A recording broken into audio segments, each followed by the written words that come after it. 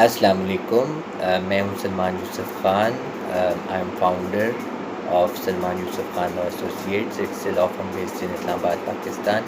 میرا آج کا ٹاپک ہے 249A 265K اور 561A.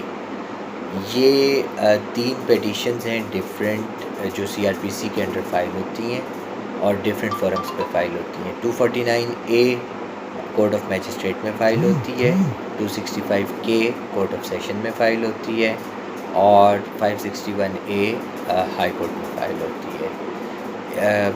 جب بھی کسی انسان پہ کرمنل کیس فائل ہوتا ہے اور وہ ایکیوزڈ ہوتا ہے کسی آفینس کے لیے, تو اس کے پاس سب سے پہلی ریمیڈی بیل فائل کرنے کے بعد جو ہے وہ یہ ہے کہ وہ 561A کی پیٹیشن ہائی کورٹ میں فائل کر سکتا ہے اور ہائی کورٹ سے کواشمنٹ سیک کر سکتا ہے. کواشمنٹ کا مطلب یہ ہے کہ اس کے خلاف FIR ہی ختم کر دی جائے گی, FIR کو کواش کر دیا جائے گا اگر ہائی کورٹ سے وہ پیٹیشن ایکسیپٹ ہو جاتی ہے.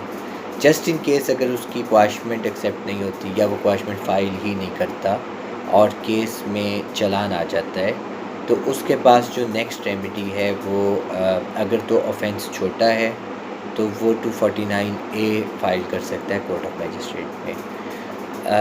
اس کے جو الفاظ ہیں وہ کچھ اس طرح ہیں کہ میجسٹریٹ میں acquit at any stage of the trial.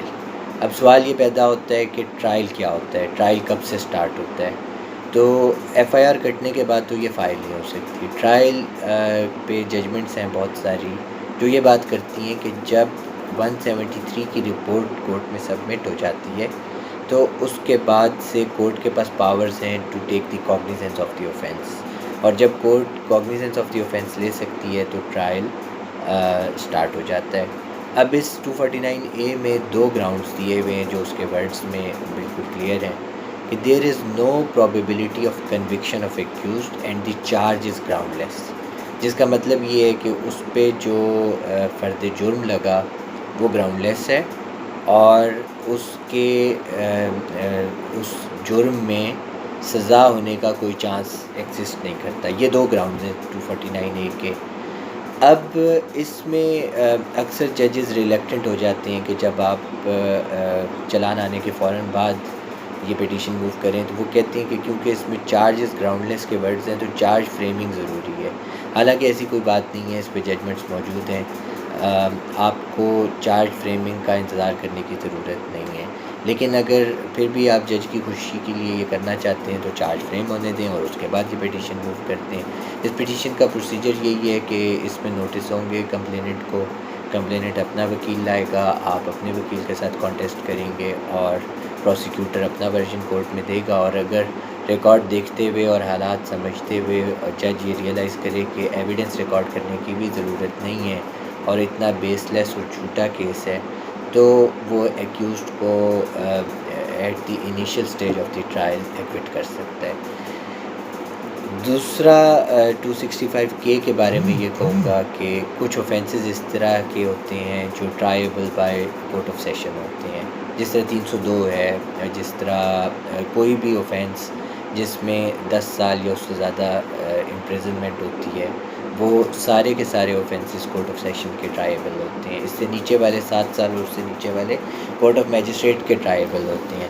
تو اگر کوئی بھی ایسا اوفینس ہو, قتل ہو گیا, اس کے علاوہ یہ ایبڈکشن ہو گئی, اس قسم کے جتنے اوفینسز ہیں جن میں ریپ ہو گیا, تو ان میں اگر ایکیوزڈ کو بلا وجہ پھنسایا گیا ہے اس کیس میں اور ثبوت ہیں کہ وہ بے قصور ہے, تو آپ کورٹ آف سیشن میں یہی دو گراؤنڈز لے کے کہ there is no probability of conviction and the charges groundless against the accused, آپ ان دو گراؤنڈز پہ سارا کیس تیار کریں, 265K موو کریں, کمپلیننٹ کو نوٹس ہوگا, وکلا آئیں گے, پروسیکیوٹر آئے گا, بحث ہوگی, اور اگر جج مناسب سمجھے گا تو آپ کے بندے کو بری کر دے گا. اگر آپ کو آج کا ٹاپک پسند آیا تو ویڈیو کو لائک کرنا نہ بھولیے گا.